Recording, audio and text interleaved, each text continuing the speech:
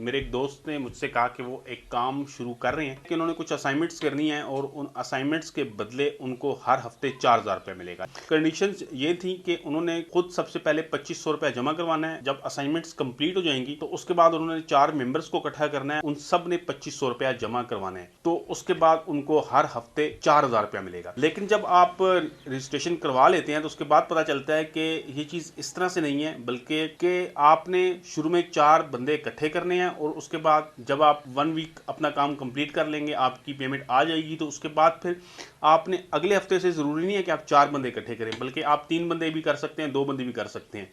और फिर इस तरह से आप जितने भी बंदे करेंगे आपको हर हफ्ते पैसे मिलते रहेंगे। ये काम इस तरह से हो रहा है कि 2,500 रुपया आप जमा करा रहे हैं, 2,500 रुपया आपके आगे जो 4 फ्रेंड्स हैं वो जमा करा रहे हैं, तो टोटल ये हो गया 12,500 रुपया। हाँ, 12,500 रुपया ये आपसे इकट्ठा करके आपको 4,000 रुपया रिटर्न कर रहे हैं।